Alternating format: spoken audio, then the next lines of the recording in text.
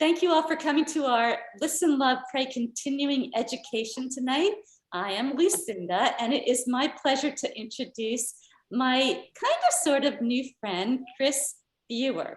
Chris is the Learning Center Director at the Frederick Rescue Mission for the Beacon House guys, the guys that enter the Changed Life Recovery Program there. And Chris does all sorts of things with the guys. She helps them get their GED. She helps them set goals. She helps them learn stuff. And she loves them, and she really is devoted to helping them, well, learn, because she's that Learning Center director. And tonight she's going to teach us a little bit about, I think, personalities and how we can better understand ourselves and understand others so that we can communicate more effectively. So, Chris, take it away. Thank you, Lucinda. It's really been a pleasure over the last couple of months for me to get to know Lucinda and her team as they come in and minister to the men at Frederick Rescue Mission. I know there are many prayer concerns many of them have, and we try to meet them within the staff, but having somebody come in who are prayer warriors has really means a lot to the men, and they've commented often how much that means. And also just want to give a shout out to your organization, because some of you might know this, but Lucinda funded our purchase of a planner for each man for this year.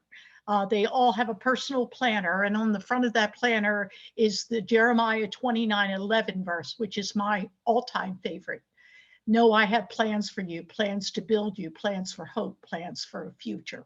And she came up with, I had been hunkering to get those for over a year and looking for funding within our own organization, and kept on being told we have to put it on hold. And then Lucinda showed up and said, I can pay for those. Well, so that was Listen, Love, Pray. It wasn't Lucinda. Yeah, right. And I don't know if you saw in the newsletter, the past newsletter, they highlighted that. Oh, good. Yeah, yeah, they highlighted that gift from you. Thank you all for that.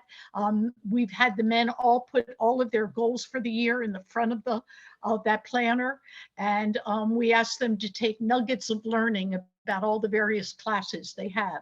Now, can I say everybody is doing it at 100% perfection? That wouldn't be a rescue mission at all if that was it.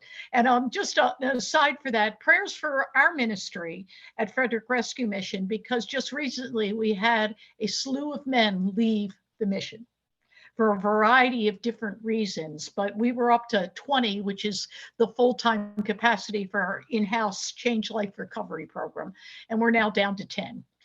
So it was a little discouraging for all of us on staff, and the prayer that we ask is each of those men find their way to the right place at the right time so that they can continue their road to recovery. Some of them were only a couple of months into the program. Some of them had been at the program over 6 months and decided to leave. And a lot of that has to do with weather too. The weather is warming. As the weather warms, we find that the men think it's okay to be outside on the streets rather than in the winter time. But thank you all for what you're doing. What Lucinda has shared and what I've witnessed about your ministry, it is very much needed, not only at Frederick Rescue Mission, but beyond. So thank you for the hope and healing you're bringing to the men there. When Lucinda and I met and talked a little bit, she asked me if I'd be willing to do a program.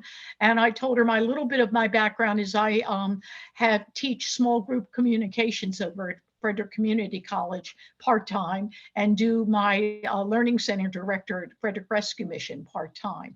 But within the context of small group communications, what I've found over and over with from people is that we sometimes make our decisions about how to communicate based on what we need, not what the other person needs. And Lucinda, if you could put up the slides, we could start looking at those. Okay. And I've got, in the middle of my screen, I've got something that says this meeting is being recorded. I don't know if the rest of you have, and I just got rid of it. I got rid of mine. So just keep clicking and it usually goes away. All right. So as I thought and prayed about this, and I thought of your ministry of prayer, even prayer can look different depending on who we're praying with. And we're going to talk about that. And we're going to talk about how God has made us all unique and different, and how we can understand how some people may misunderstand us and learn from those things that are happening there. Typically, as good fellow Christians, and Lucinda, the next slide, if you would, we follow the golden rule. Who can recite for us what the golden rule is? You've all heard those words. Okay, I didn't hear you. Are we unmuted? Do unto others as you have them do unto you. Exactly. Thank you. Yes, that's the rule that most of us in our upbringing have followed. And there's nothing wrong with that. However, I have read a book about 15 years ago about the platinum rule. And go to the next slide, if you would. Rather than the golden rule, we should treat others how they want to be treated. Okay. Sometimes we treat people because our perspective is, oh, I know the answer to this, so they've got to think just like I do. So I'm going to treat them the way I want to be treated. In reality, and I've learned this over and over again during my 41 years of marriage to my husband, David, that what I think he needs isn't what he thinks he needs, and vice versa. And as we've learned to communicate and navigate through the ups and downs of married life, I think we've more and more come to the understanding that you're supposed to treat others the way you know they'd like to be treated. And I don't want to get into categorization, but I think a lot of that has to do with personality. The next slide, Lucinda, if you would. Okay, personality is a multifaceted kind of thing. And there are many words we can use to describe the personality of somebody. In fact, today in my small group communications class at FCC, I showed them pictures of 10 leaders, and we're doing a lesson on leadership. And I said, choose one of them and describe that person to the rest of the class using 5 adjectives. And it was so fascinating to watch. Even when a lot of them chose the same picture, the adjectives they came up to describe that person were different, because their perception of that person is through their lens, not through the other person's lens. So I believe with all my heart, yes, that God has made us all fearful and wonderful. And what a boring world it would be if we were all the same. And just, there's a book called What If God Made Marriage to Make You Holy, not HOLY, not happy. And it's all about how God typically, when we have a spouse, gives us someone who is different from us, because they mold us, they change us, they make us somewhat different. How many of you have taken a personality test? If you have, would you mind saying what personality test you've taken and what you learned through that? I took the Myers-Briggs test. Yes, okay, all right. And I'm an introvert, and Okay. I'm feeling, intuitive, Mhm. INFP, whatever all that is, All perceptive. right. Yes, exactly. Right. Okay. All right. Anybody else take the Myers-Briggs or another one? Okay. So for a lot of you, this is sort of a new experience. The one that we're going to use is what is called the DISC theory of personality. And Lucinda, next slide, if you would. Okay. All right. I like this one especially because I've been using it for 25 years.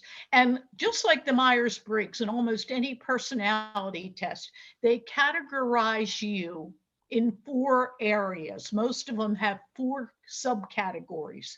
And when you take an assessment, you figure out what is your high ones and what are your low ones. I like DISC because I was even, when I was teaching at the elementary level, I could even use it with my students because they had a profile where students looked at pictures and they figured out which picture looked most like them.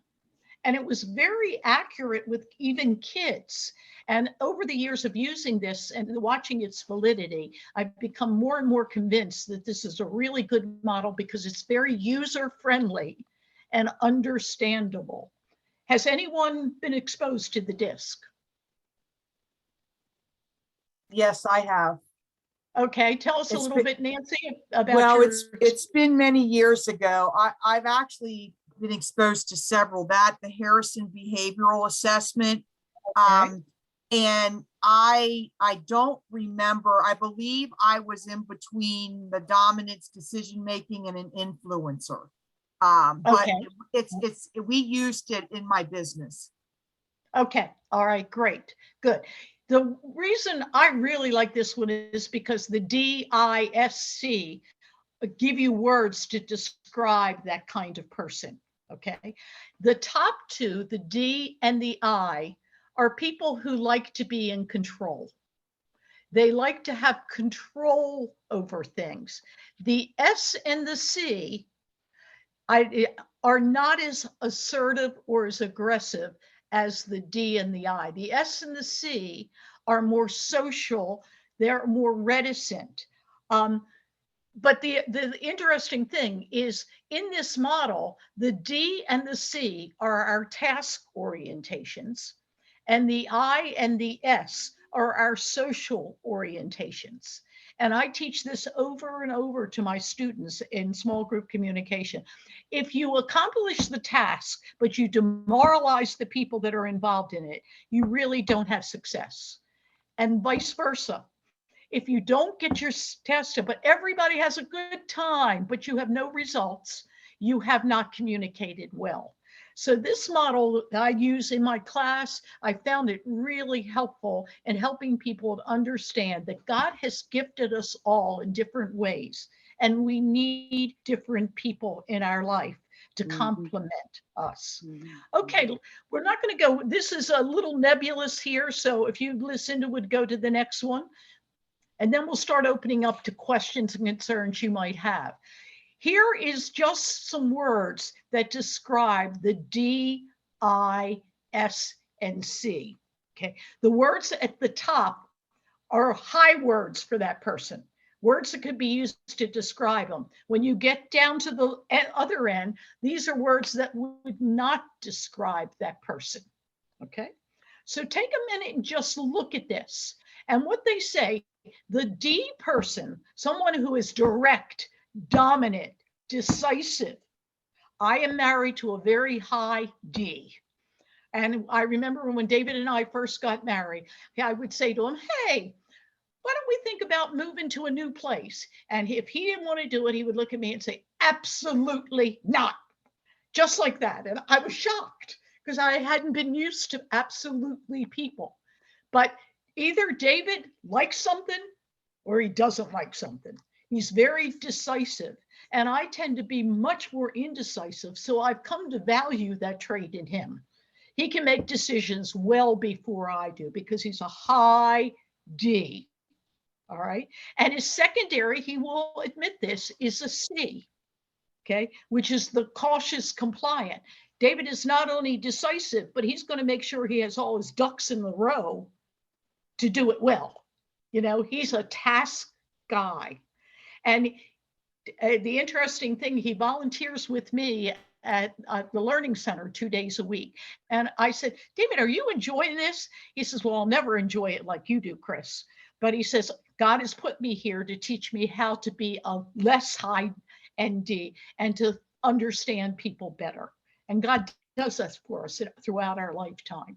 All right, so D is the dominant, decisive kind of person. I'm asking you to be starting to self-analyze yourself, because I'd like to hear from each of you where you think you live. The I, Lucinda, I think you're an off the charts I, just in the little time I've gotten to know you. that I is your highest trait. I could be dead wrong, but I've seen it. I'm a pretty high I. That's my primary trait. I like to be in front of people, dealing with people, but I like to be in control of it. That's why I do things like this, because I'm dealing with you all and having you here, but I'm in charge of it. So a lot of things that I have done during my professional life have been using my high I skills. But God has also humbled me, because I recognize that I tend to be somewhat impulsive. I sometimes don't have all my facts in a row and I'll make a decision.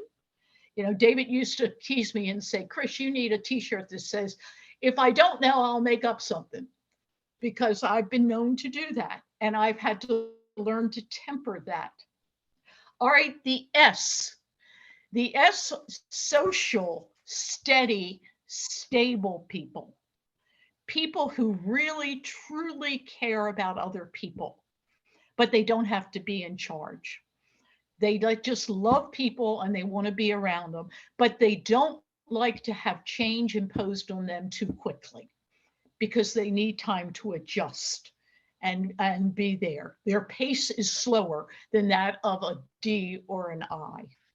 And the C is the cautious, compliant person. Okay.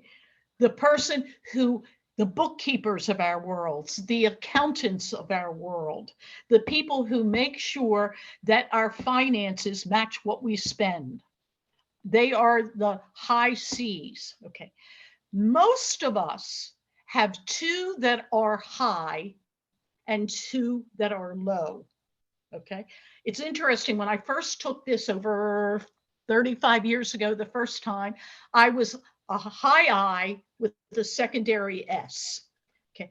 Because I'm married to a high D, I have learned to be more direct and dominant. So now my highest is still the I, but my S and my D are pretty much at the same level. My C is way down. I am not the person you want to come to do your books. I hate, I teach the men math, but I get to calculus, I turn it over to David, because I don't know how to do it. All right. So each of us has two traits, ones that are primary traits and ones that are traits that are lower for us. So I'd like each of you just to say, looking at this list and just doing a quick self-analysis, and maybe you already knew this because of taking some personality tests, tell us, what are your two highest? What would you call yourself? So I would call myself an ISD, because I have two secondary traits. Okay, makes sense to everybody? Mhm. Yep. Okay. All right, whenever you're ready, look at this and just say how you would self-analyze yourself. I think I'm an IS. Okay, all right. And why do you say that? Tell us some things that point that out to you.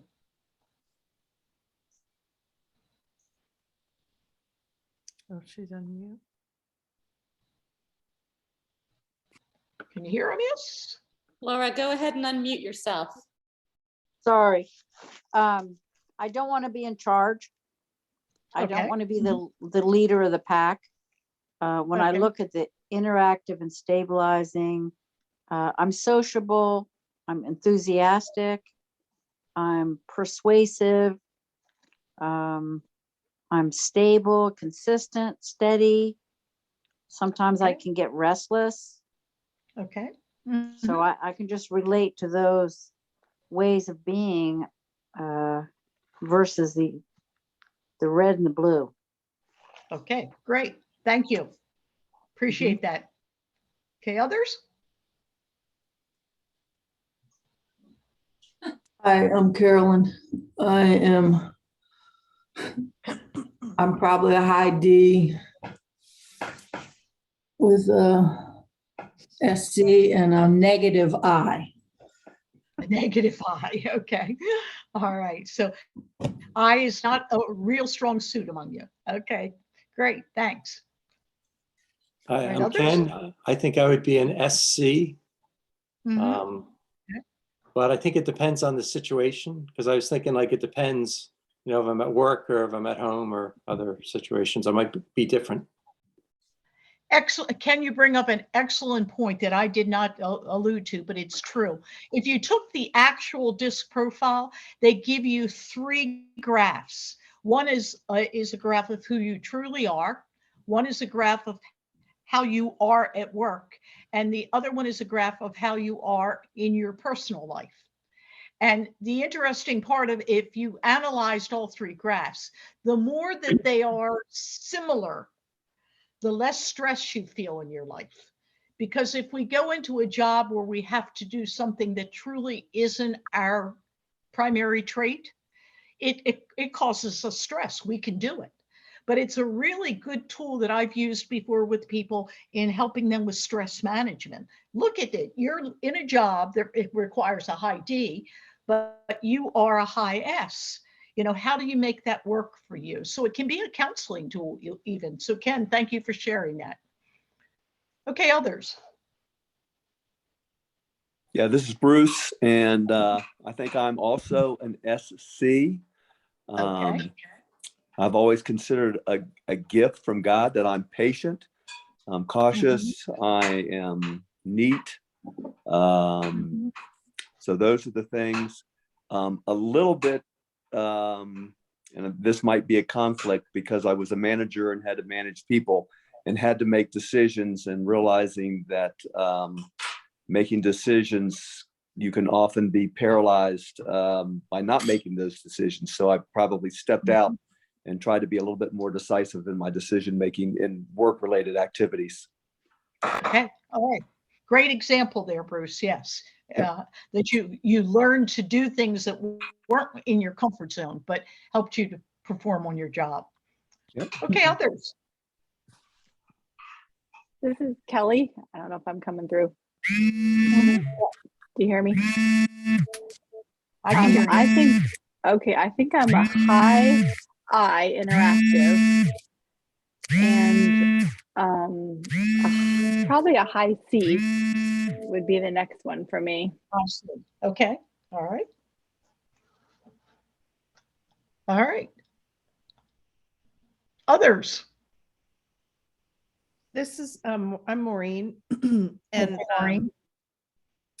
I would say I'm a D and a C. I really picked up on the task-oriented stuff. That's what I do for work, is figure out how to get things done. As a project manager. So yeah, so I think that describes me. All right, good. So this My is name's Nancy. Ted. Oh, go ahead and go, Nancy. so real quick, what's interesting for me is I'm still the DI, but I would say I'm reversed now. So when I was working, the D was definitely my dominant, but now that I'm not, I would say the I is definitely increased significantly, but still the D's there. Okay. All right. And you bring up, we change. I don't want you to all think that personality is stagnant, that you're born, like my children, my one son is very high C and my other son is a high I, and boy, are they different, like night and day. But they've changed as they've aged and they're getting into their maturity years. And so their personality has changed too. So I think that we need to look at personality as a fluid thing. And I strongly believe that God hones us through the relationships he brings into our life to make us better understand who we are and why we need other people. Yeah. Okay, anybody else? I'll go. I think I'm mainly a high D, but when I start looking at all these things, I might be bipolar or something, because there's a lot of, I feel like I'm stable, but I'm certainly not patient. Okay. All right. I got a little I, and C, I feel like I'm systematic, but I'm certainly not cautious. So, okay. Well, Ted, you bring up a really important part about this too, is that, there are positive attributes to each of these personality types, and there are negative. And we experience both in our relationship with others. Yep. Okay, anybody else? Lucinda, I haven't heard from you. What was I on target that you're a high I? Yeah, I'm a high I for sure. But I'm a middle D. I think I'm determined, I'm competitive. I hope I'm responsible. And well, I can be kind of a low C. God's working on me with my rebelliousness, and I can be independent, and yet, yeah, I agree with Ted. I have a certain things in each one. I think I'm a low S. I'm spontaneous for sure, and I'm active. Okay. All right, good. All right, anybody else not shared yet about who they think they are based on this? My name is Judy. Okay, Judy. Hi, Judy. Hi there. You got me with the no fast change when under stabilization or stabilize. I really don't, being in charge is not something that I seek for sure. So I'm probably a high S, and I have parts of C in me as well. Cautious. I like things to be neat. You know, I can see traits in me really from really nothing. So, well, I don't know. Yeah, I guess I'm a C and an S and a C. Okay. All right, good. Chris, right, I can go next. My name is Tandy. Hi, Tandy. I'm an I, and work over the years has really brought out a D in me. So I think I was a high I probably most of my life, and I still am, but at work, I'm very much a D. I have to be, like, very results oriented, and I just have to be. All right, great. So a good balance of those two allows you to be a good leader of people. Yeah, good. And I want you to recognize too, this is not at all categorizing that these people make better leaders than others. I have seen leaders of all of these spectrums. I have an interesting theory. If I ever go on to do a PhD, I'm going to do a study of pastors and their personalities. Because what I have seen with so many pastors that I know, you put them behind the pulpit and they are a high ID. You take the pulpit away from them and you put them in social situations, and many of them become much more an S and a C. I've just watched it because I've been involved in many different churches because of our moves over the years. And I've just seen that over and over again, that I think they want to develop those skills that are the DI skills, and they do it behind the pulpit where they can have control over the audience. So it's very interesting. You could do a lot of fascinating studies with this. And if I had more time and energy, I probably would do more of those. But the important thing I think to recognize as we look at this is God has made us all different. And I was listening and making a little chart of who you guys said you were. You're all over the spectrum. Here you are, all involved in prayer ministry, but you've got different people with different skills who are still doing God's work through prayer. Why do you think that might be?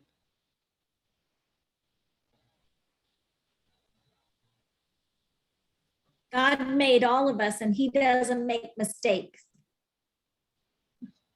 Great point. And we're all the body of Christ, and each one has a different function and purpose. Yes, exactly. But I guess my question is someone who's going to be a prayer minister like you, do you need to have a certain personality to do that ministry? Apparently not. Well, I think like I'm a high D, but I don't think of myself as a high D when I'm ministering to somebody. I think of myself as more stabilizing and cautious. So, and I don't think of myself as in ministry moving in my power or my presence. Hopefully when I'm ministering to someone, Jesus is coming through and I'm falling away. All right. It does seem like in the cautious category that it would be difficult to be an effective prayer minister if you're a defiant, careless, rebellious. You know, those characteristics would make it difficult to listen to someone and then be able to pray. Yeah, or to even be, especially in the recovery ministry, to be compassionate and all of those things. I think maybe there's pieces of us in our lives or personality traits that have led us to recovery ministry for various reasons. Yes. And let me throw out a theory I had as I was thinking about this. And really, I haven't done this kind of a workshop for many groups as specific as you are, who are prayer minister. But the more I thought about and think, I think also God wants us to have difference because we're going to be praying with different people who need different things from our prayer ministry. And we're going to talk about that for the rest of our session. That the more you understand other people and get a feel for how they perceive what you're saying, how they perceive your prayers, you can customize your prayers to meet the needs of other people. That's the conclusion I came up with, and I'm open to debate about that, but I really believe that with all my heart. But let's just do a little further analysis, and then we'll talk about how we can pray with different kinds of people. All right, would you go to the next slide, please, Lucinda? All right. Here's a visual image for each of you. Yeah, the high D sometimes we think it's a very snarly person. Yeah, I always say to my husband, and he has gotten so much better, you need a tall neck like a giraffe. So you think about what you're going to say before you say it. Because sometimes his words will come out and he'll say, oh gosh, I shouldn't have said that. But this is an image I have, the high D. All right, go to the next one, Lucinda. The low D. Okay, the low D with usually Ds, if they're very high, aren't the ones that are going to contemplate about things too long. They're going to make a decision and they're going to go with it. All right, the next pictures. The high I's tends to see the world through rose-colored glasses. They tend to be our optimist of our world. Yeah, so they see things and they look for the best in everyone and everything. That is the opposite of a low I, the next one, who are pessimist, people who see the worst in everything. Okay? And none of us are absolute one way or the other. All right, let's go to the S. I think somebody's mic or something's on.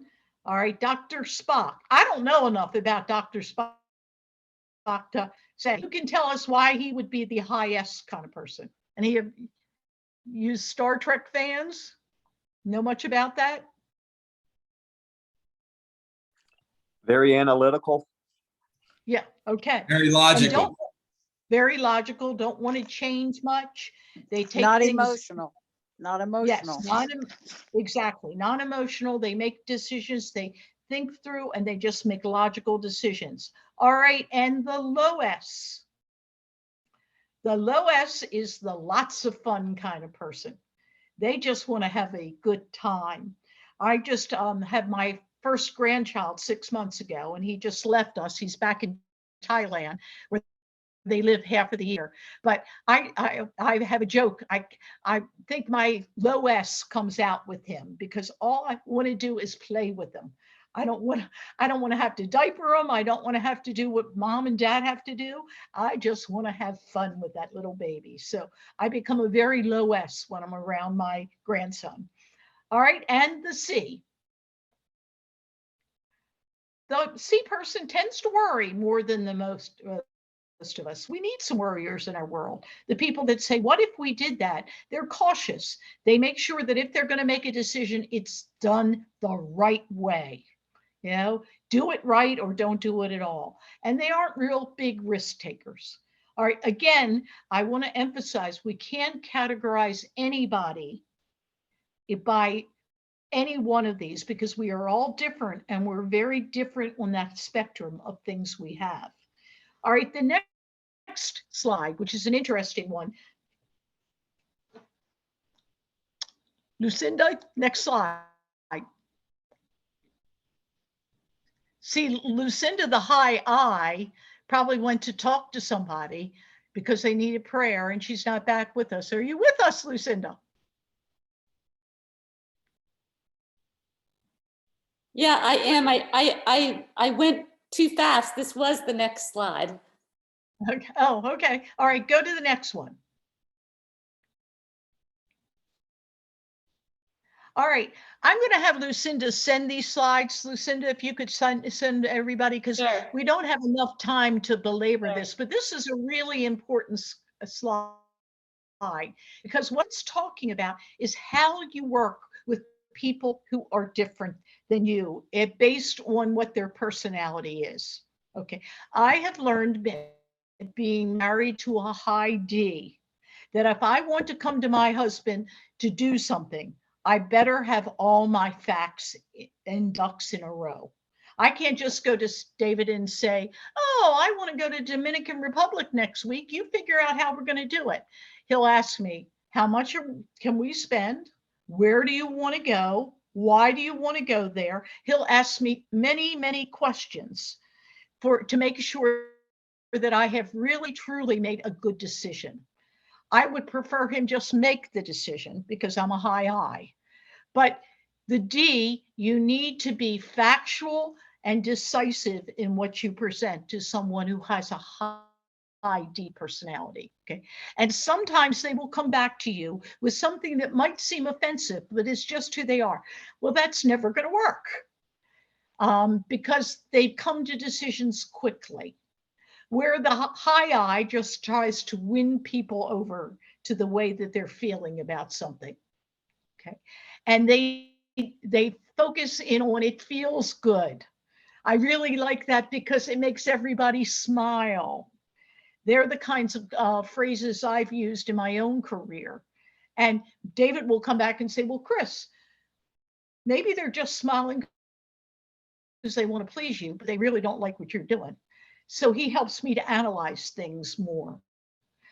The high S is the person who we want to have as our friends. They're stable, they're steady, they're loyal. Okay, so you need to be warm and sincere with those. And those with a high C, you need to be very logical, systematic, and give them time to accept change. They don't make change until they know and they feel that God has told them, or they have themselves analyzed and said, this is the right way of doing things, right? And we all in our life need people who are different people.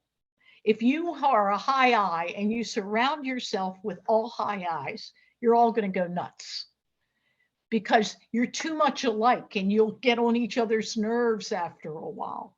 Okay. My best friend is a very high I like I am. And I love her to pieces because I can call her and I can say, Val, guess what happened? And she can empathize with me right away. But I don't use Val when I have to make a financial decision because we would be poor if it were Val and I making those kind of decisions. Okay. All right. Can anybody else give some examples of how you would use this in your own personal life or how you've seen it play out?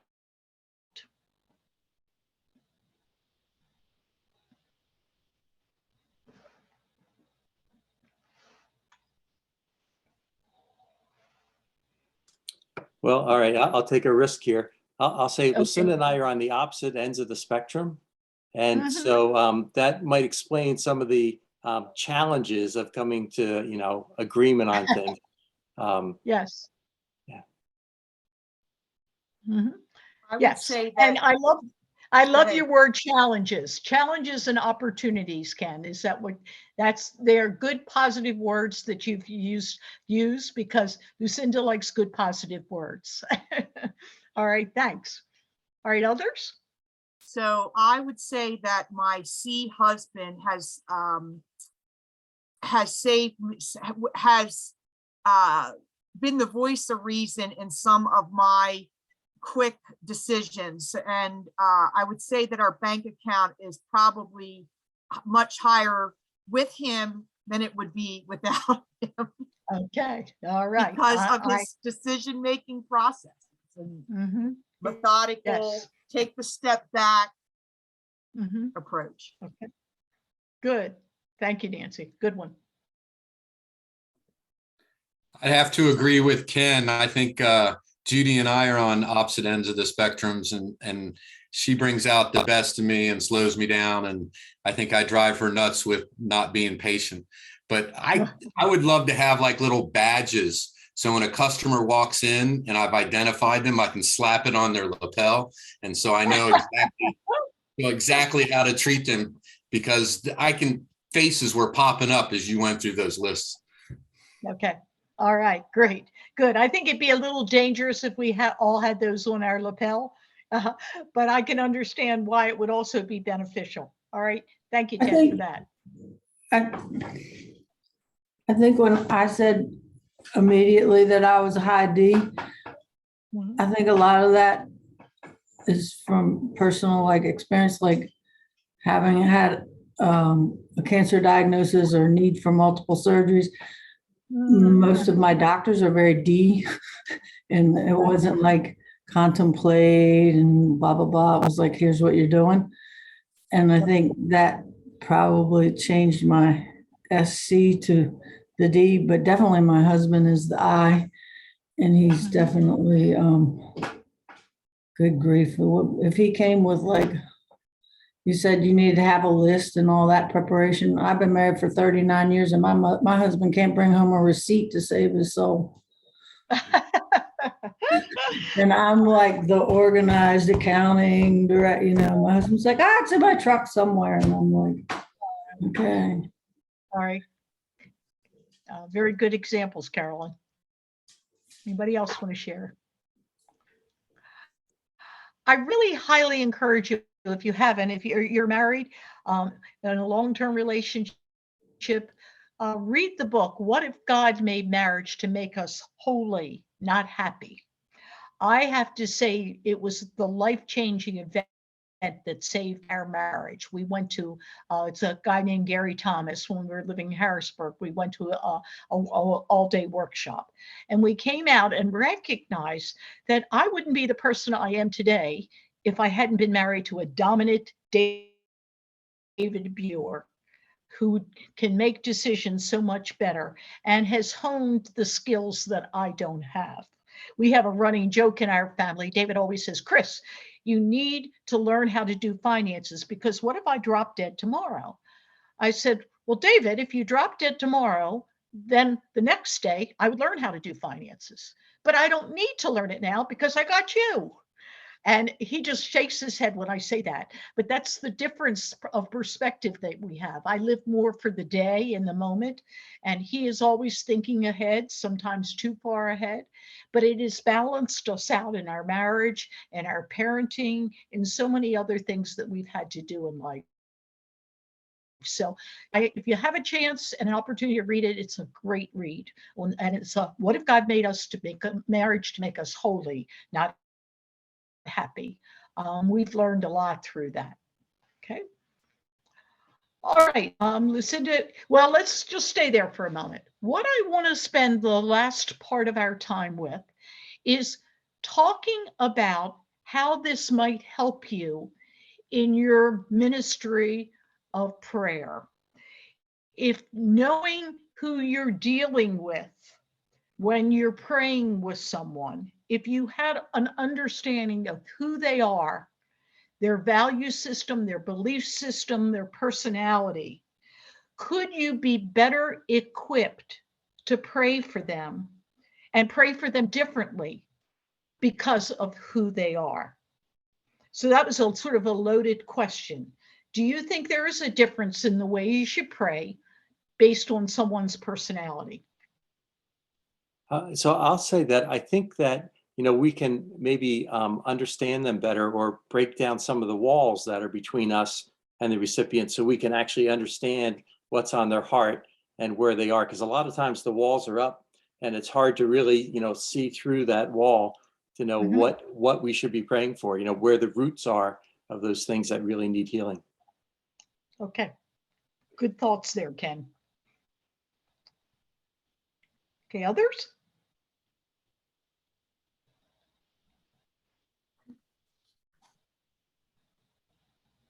I think I agree with Ken. I think initially when we're getting to know someone, it's helpful if we can give people information the way they like to receive it.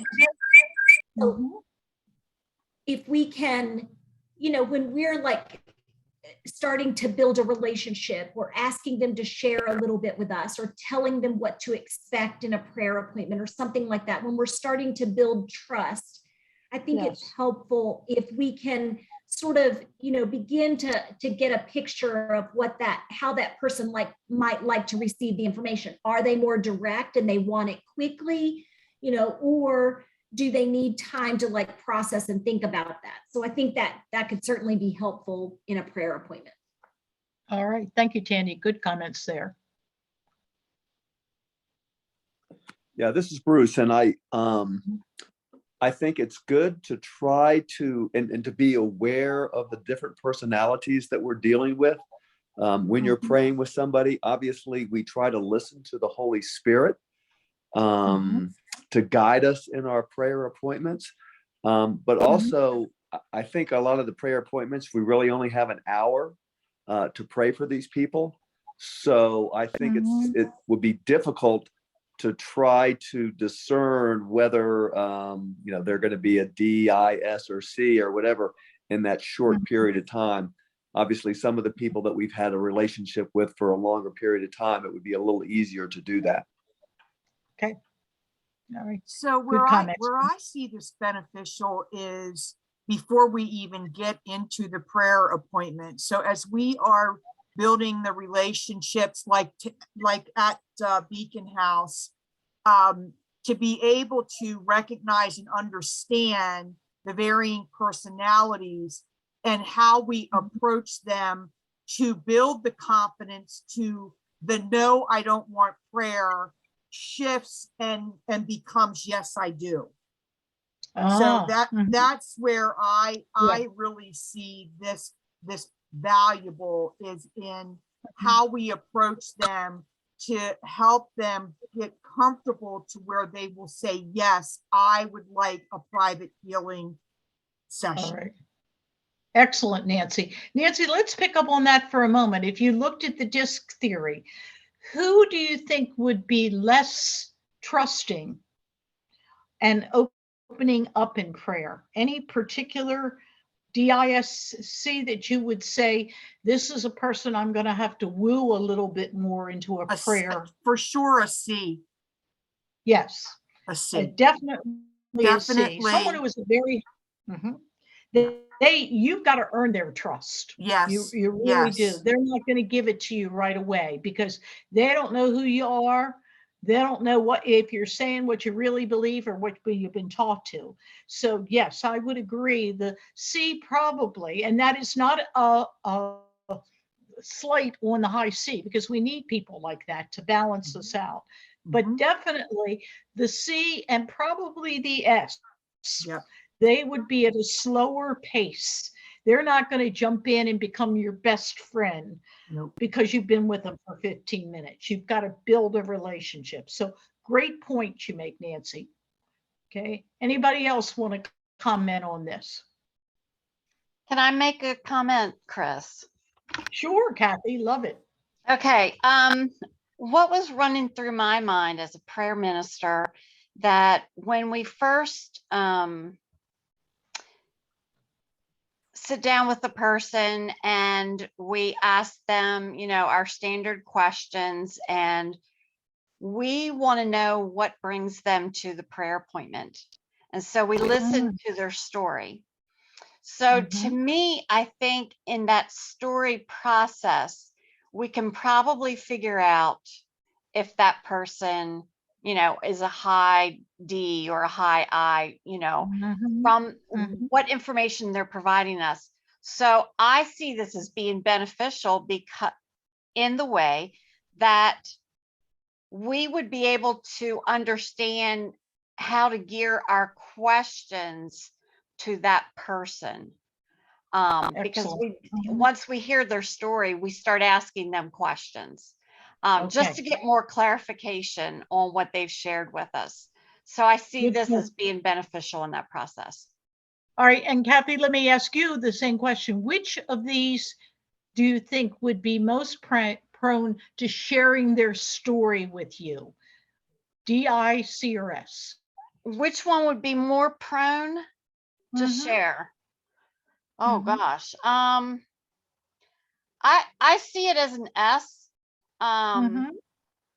Just because of that personality of you know, being patient. I think they would be understanding, and on this chart you say be warm and supportive, and so I think that if we come across as warm and supportive, and that we are, you know, that this is confidential, that they can feel comfortable with us and they can trust us to share more.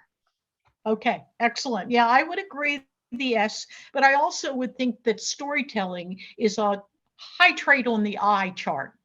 Yeah. Because I's love to have everybody paying some attention to them. And what better way of getting people to pay attention to you than telling a story?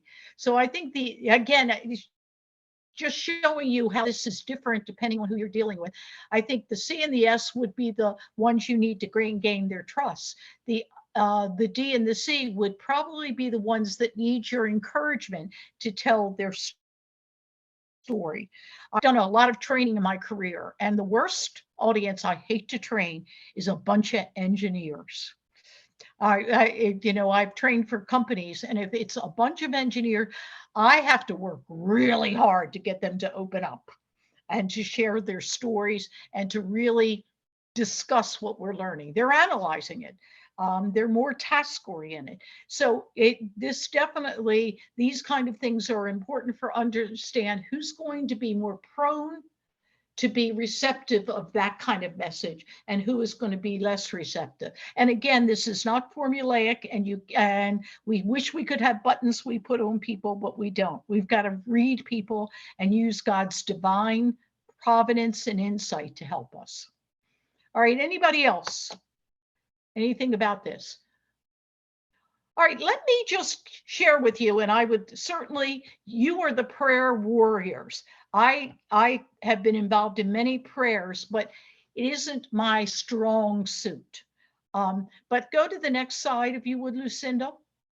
All right, here are some suggestions of ways, especially as you're working with high Ds. All right, they are very time oriented. They are people who want you to deliver something now, okay?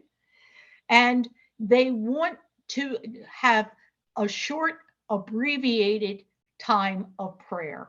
They are not people who want for you to linger for a long time, my impression.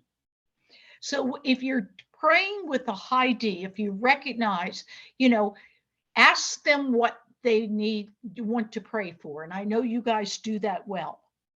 And keep your prayers short and sweet.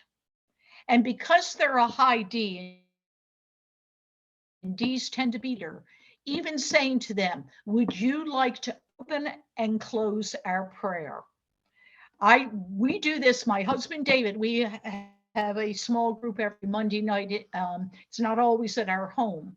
But when David is in charge, he's going to ask for prayer requests, write them all down, and say, we've got 3 minutes to pray, because that's how they do it. If I'm leading the prayer request, I will say, oh, let's just pray for as long as God leads us to pray. But Ds tend to be very time oriented, and they want to deal with things that aren't that where they need to make decisions. So if you use those strategies to bring out, what would you like to me pray for? Would you like to open the prayer and close the prayer? You're giving them control, and Ds are all about control. All right, who else could add to that about any suggestions you have of how we might pray for someone who is a high D? Chris, I was thinking about what you said about how they like to be in control. And I think part of what we do for people who haven't had a prayer appointment before is we try to make sure that they understand, what we do during the prayer appointment. And I think it sounds like for Ds, that's really helpful so that they know what to expect. Excellent point, Maureen. Yes, I would agree with that. Good. Maybe another thing we could do is ask them to imagine themselves as a child when we're in the prayer time, to kind of come out of their adult self and go back to that much more malleable younger self. Ah, all right. Yes. Okay, that's a great suggestion. Anybody else, because you're a high D and how you like to pray, you might comment on this.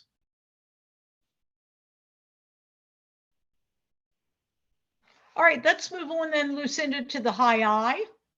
Okay. Remember, these people have rose-colored glasses.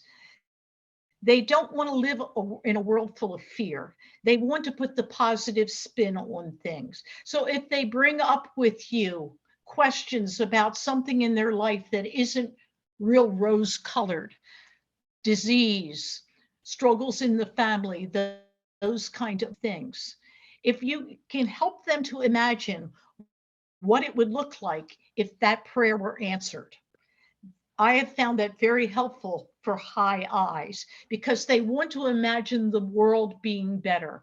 So say, if God answers this prayer for you, how would your life be different? And how can I help you? And they are probably going to bring up more than other people, family and personal issues, because they are people oriented.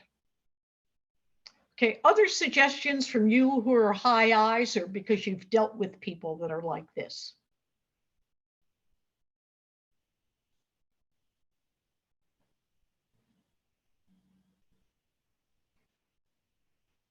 I don't know if I have a suggestion, but I have a comment since I am a high I.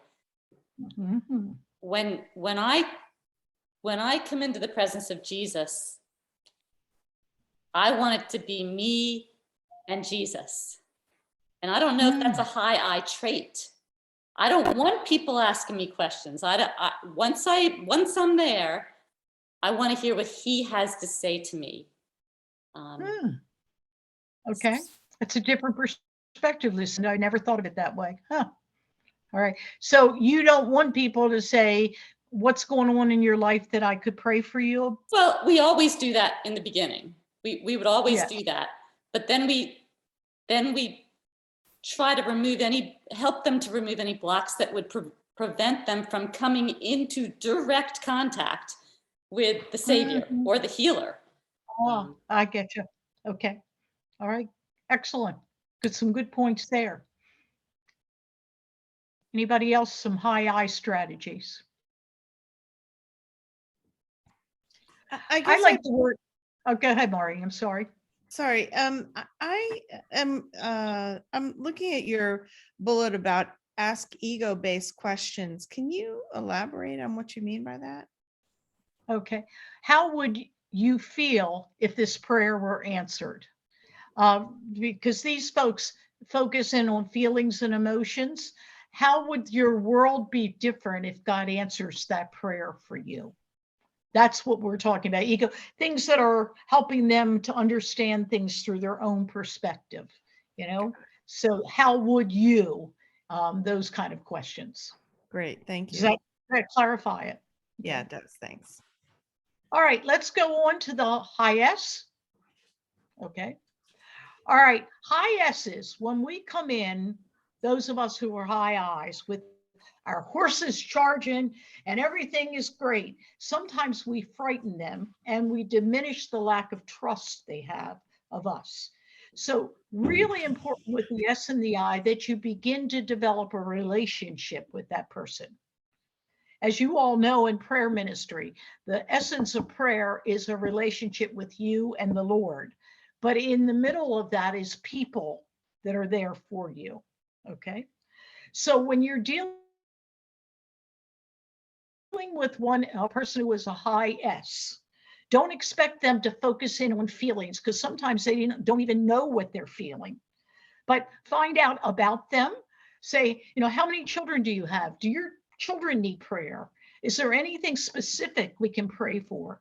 But don't push them. If some person who is an S or a C says to you, no, I don't need prayer, they are not the kind of people that you want to say, oh, we're going to pray for you. Yeah, we're going to find something you need to pray about, because they aren't ready for that.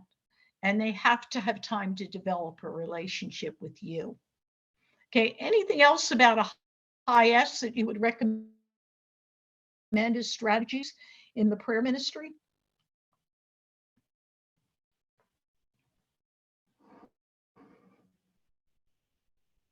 Okay, then let's go to the C. Okay.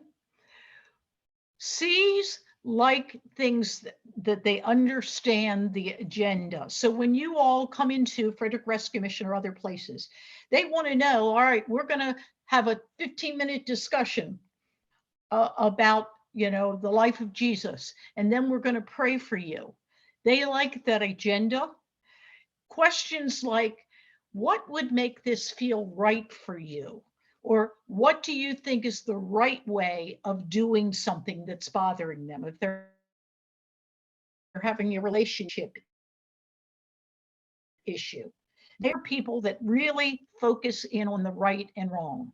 They are not people who you can joke with easily.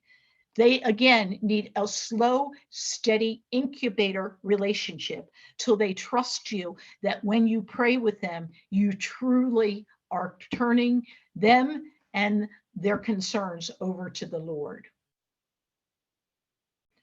All right, anybody else, the high C?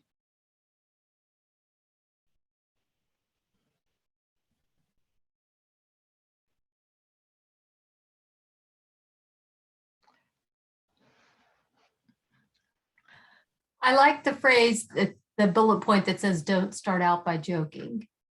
I think people high C can be very sensitive, and that what you might think may be a great way to break that ice could have them retreat. Okay, excellent. Yeah, good point. Okay, anybody else? Okay, then if you, Lucinda, would go to the last slide.